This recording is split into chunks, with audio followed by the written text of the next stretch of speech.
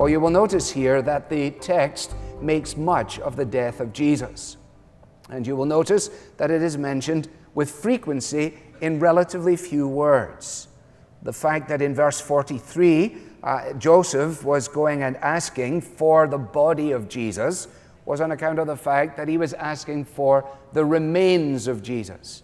In verse 44, Pilate is surprised to hear that he should have already died. And once he has received the professional opinion of the centurion, and certainly the centurion who had presided at these things over a long period of time knew the difference between somebody fainting and somebody dying.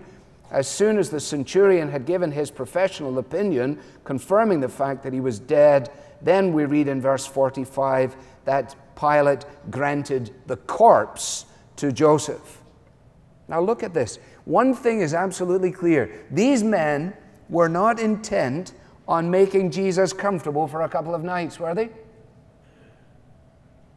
They had brought, John tells us, 75 pounds of myrrh and aloe with which to embalm the body of Jesus.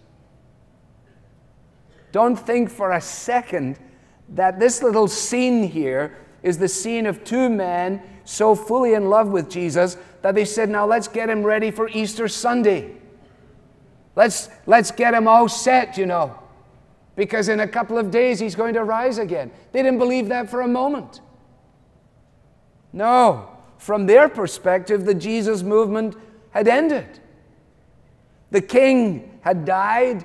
The kingdom was defunct. It was over. Even though Joseph had failed to honor him while he was still alive, he decides, given that he's dead, I can at least extol him in his death. And so as a result of that, he brings his generosity to bear upon the circumstances. It was a new tomb, and it was a garden tomb. And he rolled a great stone against the entrance of the tomb. And Mary Magdalene and the other Mary saw this because they were sitting there opposite the tomb. You've got to love these women. They're there for the crucifixion. They're present for the death. They're present for the burial. And wonder of wonders, miracle of miracles. They're the ones who are going to be ready and in place when, against every notion in the minds of those who might have known better, Jesus would find that the bars of the tomb were torn away.